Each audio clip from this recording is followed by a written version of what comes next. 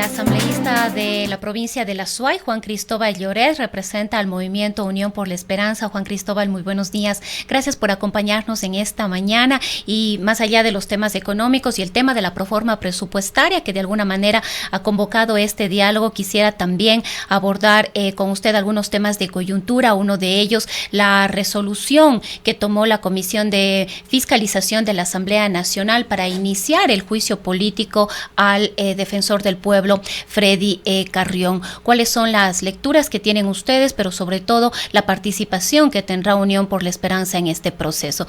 Buenos días, bienvenido. Muchas gracias, Rosana. Buenos días. Un saludo muy cordial para usted en esta mañana y, por supuesto, para la directa audiencia de Ondas Azuayas. Gracias nuevamente por la entrevista. Con respecto a esa inquietud, estimada Rosana, bueno, se ha llevado adelante el proceso de juicio político ante el defensor del pueblo, Freddy Carrión. Hay una serie de observaciones que nosotros tenemos como bancada dentro del proceso. A nuestro modo de ver, aquellos argumentos que sustentaban ese juicio político fueron esclarecidos y fueron sustentados adecuadamente por el defensor y por los diferentes personajes que acudieron a la Comisión de Fiscalización. Es por eso que nuestra votación el día de ayer en ese informe fue abstención. Más sin embargo, la mayoría de la comisión cree necesario llevarlo a juicio político dentro del Pleno de la Asamblea Nacional y es por eso que se aprobó un informe que recomienda el juicio político. Nosotros tenemos algunos reparos en qué sentido. Hay una serie de elementos que salieron a la luz que no han sido esclarecidos en otros ámbitos, no en el ámbito de las acusaciones, como por ejemplo, cómo asoman cerca de $45,000 en el departamento del exministro de Salud, el señor Falconi. No ha sido explicado. También ya cuando usted revisa los videos completos y con los señalamientos que hizo la defensa de Freddy Carrión, se puede evidenciar que quienes más bien forcejean ahí es la pareja sentimental del señor exministro de Salud, quienes tienen ahí un conflicto, digamos. Hay otros elementos que también han salido a la luz que no quedan claros dentro de la comisión, como por ejemplo, cómo fue que lo detuvieron al señor Freddy Carrión, al defensor del pueblo. Primero dijeron que era un delito flagrante, era una flagrancia, pero resulta que según los testimonios que se dieron en la comisión del personal policial y todos los que acudieron, dieron cuenta de que el señor Freddy Carrión sale de su departamento por sus propios medios, llega a la casa de un sobrino, luego va al hospital para que lo puedan valorar y recién ahí lo detienen. Y lo detienen supuestamente por haber violado el estado de excepción. No por un delito flagrante, como se lo había dicho en un primer momento. Entonces hay una serie de contradicciones, digamos, dentro de ese proceso, lo que al final del día, en una valoración que hacemos como bancada de UNES, nosotros tenemos un voto abstentivo. Ojalá y no sea, Rosana, esto una vendetta en contra del funcionario que le puso el cascabel al gato al señor Moreno. No se olvide que fue el defensor del pueblo, luego de las jornadas de protesta de octubre, en el cual devinieron de más de una decena de personas fallecidas, quien planteó una demanda por delitos de lesa humanidad en contra del exmandatario, en contra de la ministra Romo, en contra del ministro de Defensa. Y ojalá no sea esta una vendetta o una trampa que le tendieron precisamente para hacerse de esa vendetta al defensor del pueblo. Ojalá y no sea, ojalá y no sea. Juan Cristóbal, si bien ustedes dejan esa duda de que podría tratarse de una trampa lo que ocurrió ese día con el defensor del pueblo en el departamento del exministro de Salud, sin embargo, ¿considerarían ustedes la idea de que efectivamente hubo cierta responsabilidad en materia de el cargo que él ejercía, de las funciones que él ejercía, el encontrarse en ese momento en medio de un estado de excepción y en el estado además en el que él se encontraba? Hay una responsabilidad también ahí y eso implica darle una respuesta al pueblo ecuatoriano de la calidad y las condiciones en las que ejercen sus funciones los servidores públicos. Bueno, en el testimonio del defensor del pueblo, él dice que acude precisamente al departamento de Falconi porque Falconi le iba a entregar información con respecto a los vacunados VIP. Vacunados VIP que, por cierto, todavía no ha sido esclarecido en el país. Nadie ha dicho nada sobre los vacunados VIP. Eso está en el silencio absoluto. Aquí en el Azuay también existieron vacunados VIP, no se olvide, estimada Rosana, y en todo el Pero país. quizás nos preguntamos, Juan Cristóbal, un funcionario acude, ¿a qué horas acude, bajo qué circunstancias, en un estado de excepción, y acudo por una gestión y digamos, me pego uno que otro traguito de paso? ¿Alguna situación así? Rosana, de la versión que yo pude ver en la comparecencia del señor Freddy Carrión, él tiene su justificación en el sentido de por qué acudió, porque le llamó precisamente el exministro de Salud, Falconi, y dijo, tengo una serie de información con respecto a los vacunados VIP y otras acciones que se habrían estado cometiendo, acciones irregulares que tienen que ver con procesos de contratación pública, tratando de favorecer a amigos de Moreno. Eso dicen sus declaraciones, son públicas, a amigos de Moreno que tenían alguna relación con alguna farmacéutica. Entonces él acude, él dice que le dan 2 copas de vino, aparentemente lo drogaron, eso es lo que dice él, y después de eso no recuerda mayor cosa, no puede ser que se haya emborrachado, digamos, con 2 copas de vino. Es más, él se hace un examen toxicológico al día siguiente y resulta que no tiene esos niveles de alcohol o esos niveles de toxicidad, digamos, fruto de un estado de alcoholemia, digamos. Entonces, esa es la versión que tiene Freddy Carrión. Efectivamente, había el decreto 1291 que plantea el estado de excepción, pero no se olvide que ese decreto 1291 se exceptúa precisamente al personal de la Defensoría del Pueblo. Por lo tanto, no hubo una transgresión del decreto o del estado de excepción 1291. Ahora, Juan Cristóbal, si bien hay 2 momentos, ¿no? Uno de ellos es el proceso que se ventila en la justicia ordinaria y otro, al interior de la Asamblea Nacional, un juicio político. ¿Esto quiere decir que ustedes, como bancada, como UNES, en caso ya de llegar a desarrollarse este juicio político, no apoyarán la sanción? Bueno, como usted bien lo dice, estimada Rosana, son 2 vías paralelas que se están juzgando el accionar de este funcionario. Él tendrá que responder en el ámbito penal lo que le corresponda por los delitos a los cuales se le está acusando. Y es precisamente por eso que no puede haber, digamos, ese doble juzgamiento. Entiendo que hay un proceso en el ámbito penal que tendrá que avanzar y en el ámbito político, evidentemente hay un informe que recomienda el juicio político, hay que darle el debido proceso y dentro del debido proceso está el legítimo derecho a la defensa.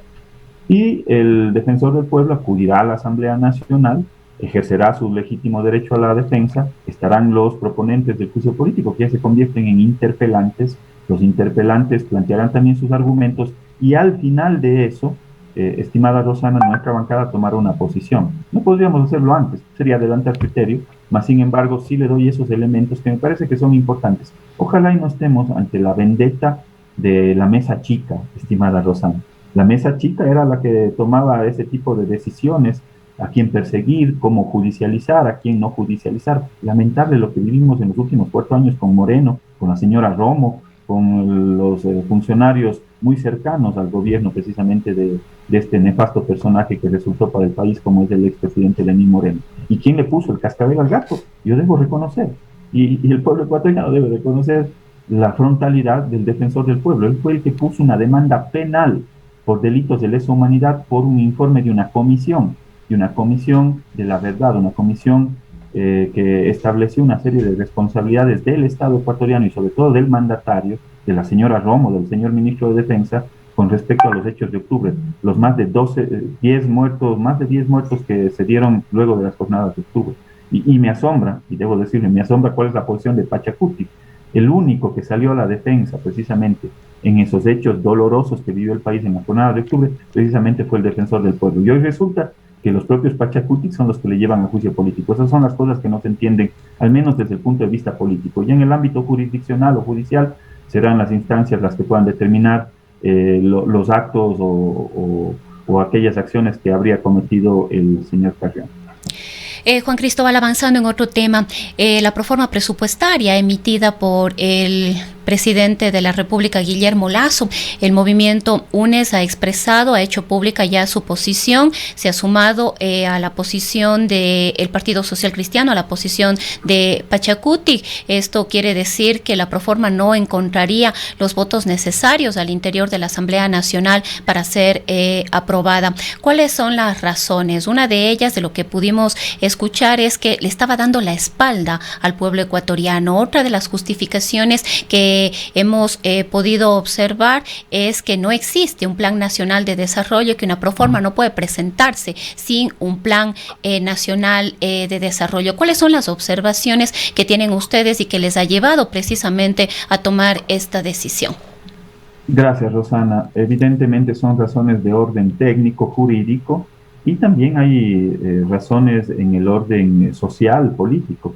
Voy a las razones de orden técnico-jurídico. ¿Qué es lo que establece el Código de Planificación y Finanzas Públicas en el artículo 38? Precisamente establece que previo a la aprobación de la programación cuatrianual, de la programación presupuestaria, se establece que se tiene que conocer y aprobar el Plan Nacional de Desarrollo. ¿Por qué? Porque es lógico, un presupuesto general del Estado obedece, es un poderoso instrumento de desarrollo, de planificación, porque la ejecución de cerca de 32.000 millones de dólares, lo que va a lograr al final del día, si es que hay un alineamiento con ese plan de desarrollo, es acortar las brechas sociales, es reducir la pobreza, es la generación de empleo, y para eso se necesita primero conocer ese Plan Nacional de Desarrollo. Pues eso es lo que dice la ley, el Código de Planificación y Finanzas Públicas. Yo le pregunto, ¿usted cree que el presidente Lasso conoce o ha elaborado el Plan Nacional de Desarrollo? ¿Cuál es el objetivo que tenemos dentro de ese Plan Nacional de Desarrollo? El Plan Nacional de Desarrollo tiene que enmarcarse en una herramienta más grande, que es la Agenda 2030 incluso. La agenda mundial es una agenda mundial para poder contribuir precisamente con esas desigualdades, con esas brechas sociales. Nada de eso se ha dicho, nadie lo conoce, ni siquiera se ha presentado ese Plan Nacional de Desarrollo. Primer elemento de orden jurídico y también de orden técnico y de orden lógico, estimada Rosana, de orden lógico. No podemos poner la carreta delante de los bueyes.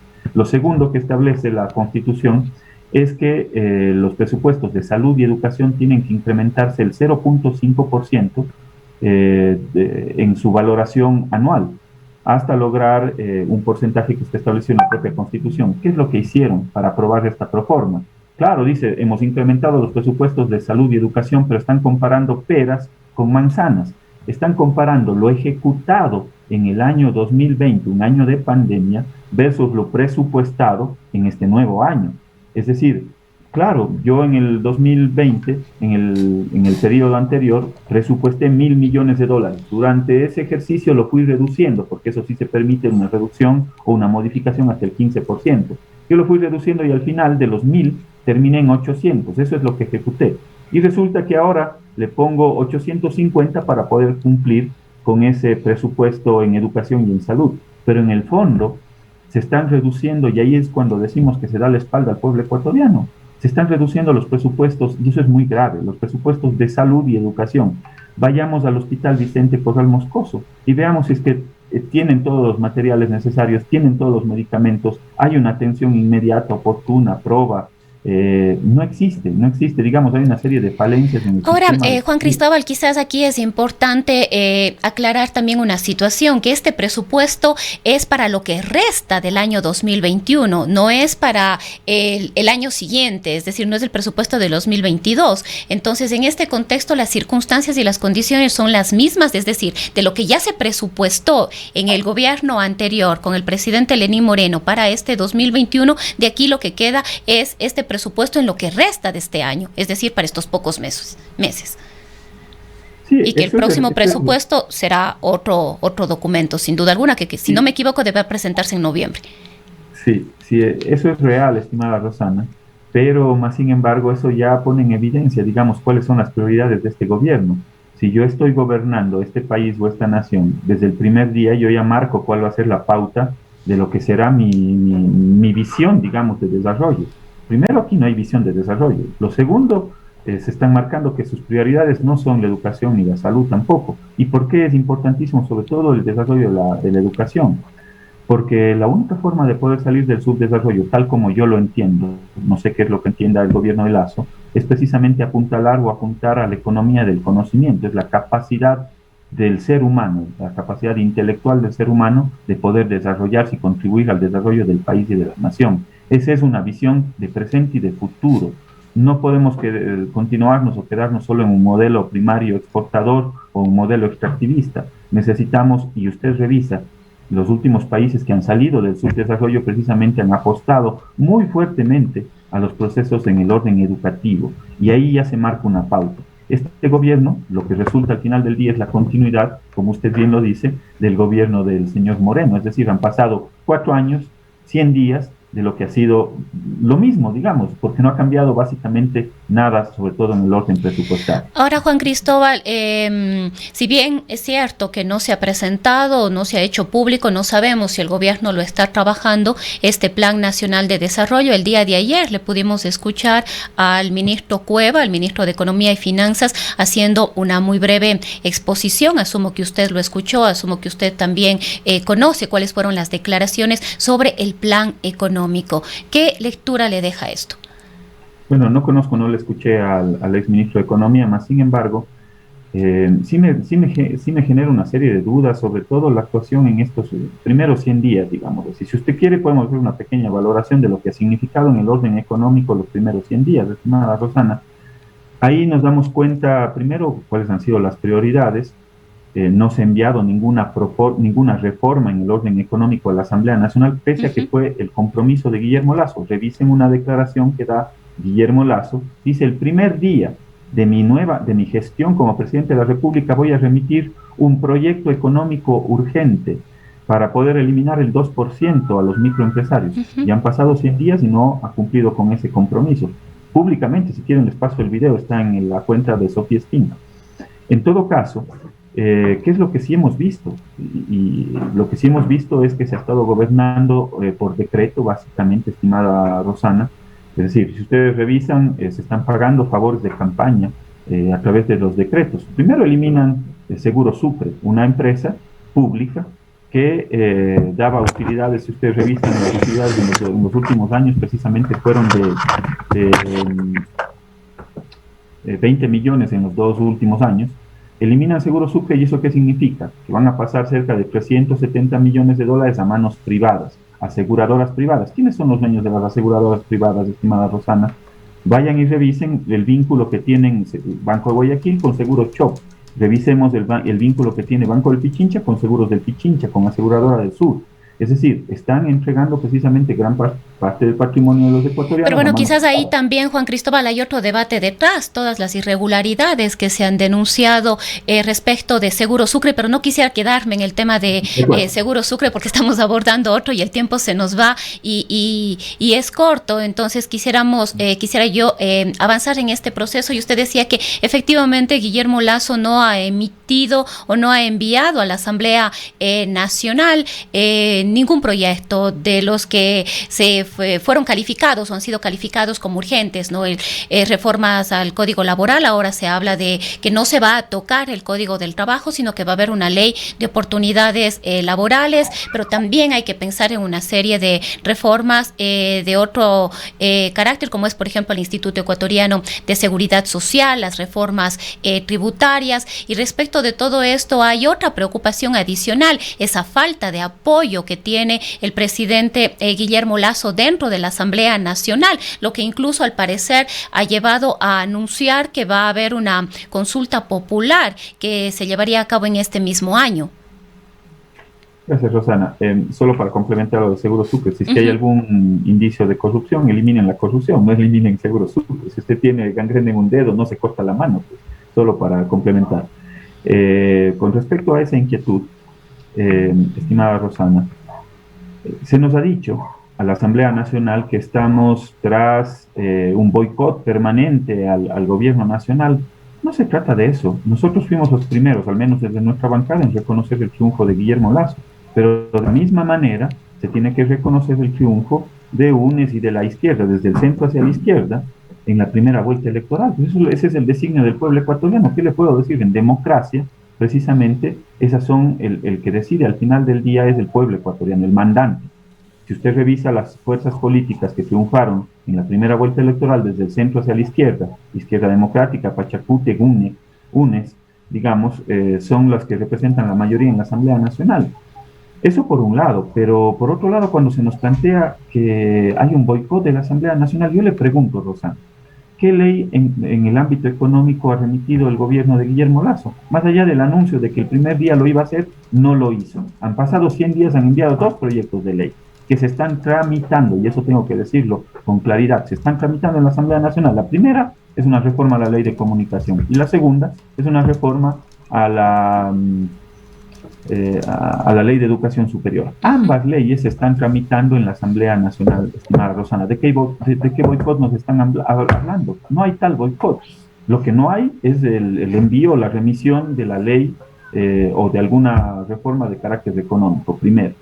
Lo segundo, se anuncia por parte del presidente de la República la elaboración de un proyecto recién, luego de 100 días, un proyecto que podría aglutinar una serie de reformas en el orden de hidrocarburos, el tema petrolero, en el orden minero, en el orden de los sectores estratégicos de electricidad, y también hablan de reformas laborales, es decir, estaríamos hablando de una ley trole nuevamente. Yo solo le recuerdo al presidente Lasso que para poder remitir una ley, según lo que establece la ley de la función legislativa, se tiene que versar sobre la misma materia. Entonces, cuidado, y nuevamente nos acumulan una serie de reformas similar a lo que pasaba en la década de los 90, la ley Trole 1, la ley Trole 2, y ya en el gobierno de Moreno la ley Trole 3 que remitieron. Ojalá no estemos ante la ley Trole 4. En todo caso, habrá que revisar, habrá que ver qué es lo que se nos plantea por parte del Ejecutivo. Para nosotros hay líneas rojas, yo sí debo decirlo públicamente, estimada Rosana, para nosotros hay líneas rojas. Ojalá se pueda generar un encuentro, como dice que se llama el nuevo gobierno del señor Lasso, un encuentro con el gobierno. Nosotros estamos dispuestos a sentarnos a conversar. ¿Para qué? Para plantearle precisamente las líneas rojas que sí tenemos. ¿Cuáles son estas líneas rojas, Juan Cristóbal? Gracias, Rosana. Tienen que ver con regresión en derechos laborales. Para nosotros, eso primero está prohibido por la Constitución de la República. Y cuidado en decir, como se lo ha dicho, así suelto de huesos, que hay algunas personas que tienen que quedarse con el Código de Trabajo y hay otras personas que hoy están sin empleo que tienen que quedarse con otra ley. Dentro de esta nueva ley que se estaría ya trabajando, según anunció el propio ministro. Y el presidente la ley de oportunidades laborales. Y le hago una reflexión, estimada Rosana. Entonces vamos a tener ecuatorianos de primera y de segunda, los que sí están amparados sus derechos laborales y los que no están amparados sus derechos laborales. Eso no es posible en el país, la Constitución lo prohíbe, estimada Rosana. Entonces yo creo que se suelta con demasiada ligereza esa serie de acciones o esa serie de propuestas. En el otro orden, en el orden de plantearle al país regresión de derechos laborales, para nosotros es línea roja. Regresión de derechos sociales o derechos económicos también es línea roja. Nosotros vamos a defenderle, sobre todo a los ciudadanos que confiaron en nuestra propuesta política, de cualquier tipo de regresión en derechos. ¿Por qué? Porque eso está impedido por la propia Constitución de la República. Si es que quieren avanzar en un modelo de desarrollo, si es que tienen una propuesta que busque reducir las tasas de interés, por ejemplo, para poder reactivar la economía, cuente con nosotros, para eso estamos. Vamos a reducir las tasas de interés, las comisiones que se cobran en la banca, en las cooperativas. Vayan y vean cómo está la situación hoy del país con respecto al accionar de los servicios financieros, de los servicios bancarios y sobre todo de los costos del dinero en el Ecuador. Son de los más altos de América Latina y del mundo. El costo de intermediación financiera, es decir, el dinero que cobra la banca o que paga por las pólizas o por la captación de dinero versus lo que presta, es el más alto de América Latina y uno de los más altos del mundo. Si queremos reducir eso, cuenten con nosotros. No van a tener el apoyo de la bancada de UNES. Si es que quieren generar un modelo de reactivación económica en el orden en el orden de la generación de reactivación de la demanda. Ahora, Juan Cristóbal, en honor al tiempo y para ir cerrando este diálogo de manera muy concreta, han pasado 100 días con un exitoso plan de vacunación que de lo que se ha venido manifestando era vital no solamente para cuidar la salud y la vida de los ecuatorianos, sino para poder empezar o arrancar, intensificar un proceso de reactivación económica más contundente. ¿Cuál es las expectativas de ustedes, sobre todo en la coyuntura política, luego de estos 100 días? ¿Qué se viene ahora? Bueno, yo debo reconocer que efectivamente se ha logrado generar un programa de vacunación. Comparado con Moreno, cualquier cosa es exitosa, pues, o sea, no vamos a comparar lo que fue el desastre del gobierno de Moreno con lo que podría ser cualquier otro escenario o cualquier otro gobierno, por un lado. Por otro lado, ¿qué es lo que se viene? Bueno, en el orden del legislativo, dentro del ámbito de la fiscalización, hoy tiene que calificarse el juicio político a Richard Martínez, ese nefasto personaje que decidió prepagar la deuda de manera anticipada y el manejo oscuro de la deuda externa. Yo sé que en algún momento incluso su viceministro se reunió con los acreedores de nuestra deuda previa al pago de esos valores que estaban pendientes. Entonces, en el ámbito de la fiscalización, hoy debería calificarse el juicio político a Richard Martínez. En el ámbito de la legislación hay una serie de iniciativas de carácter económico, de carácter social. Hay una serie de leyes que se están tramitando en la Asamblea Nacional que deberían aprobarse, muchas de ellas, otras deberían observarse.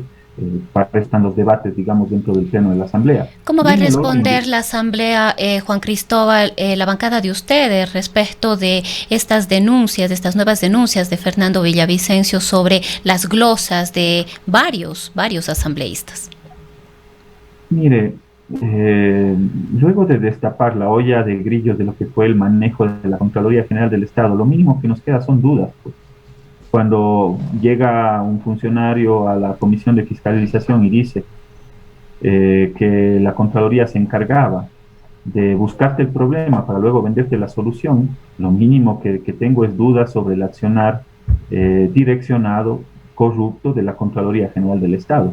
Por supuesto, si es que alguien, y habrá que diferenciar, digamos, aquellas glosas establecidas con sustento técnico y aquellos glosas elaboradas precisamente para perseguir a sus opositores. Pero justamente eso es lo que se requiere, ¿no? Que se transparente estos temas, que se transparenten estas situaciones, la situación de cada uno de los asambleístas que ha sido involucrado por parte de Fernando Villavicencio a través de estas denuncias. Quizás lo que los ecuatorianos, las ecuatorianas esperamos es precisamente eso, que se transparente, pero ahora ahí hay un apoyo por parte de ciertos sectores de la Asamblea Nacional en esta disputa de si se debe o no se debe entregar la información. Hay ya un pronunciamiento de Carlos Riofrío, que ha hecho además una petición a la Procuraduría. Yo pienso que toda esta información debería ser transparente para que sean los ciudadanos los que puedan conocer y tomar sus propias decisiones respecto de qué opinan o qué no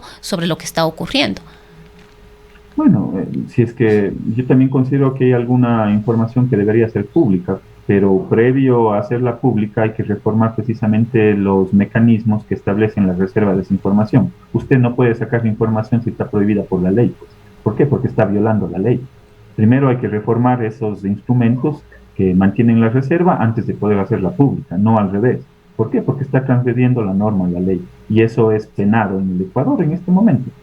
Lo otro, hay que tener una diferenciación muy clara, no solo lo que ocurre en el ámbito de la Asamblea Nacional, porque yo sí veo un direccionamiento a poder poner en el foco de la discusión los temas que ocurren al interior de la Asamblea Nacional, más allá de algunos casos que tendrán que ser esclarecidos por aquellos asambleístas señalados, pero no se dice nada, absolutamente nada, de aquel funcionario del Ejecutivo que esté entregando puestos, por ejemplo, a cambio de votos.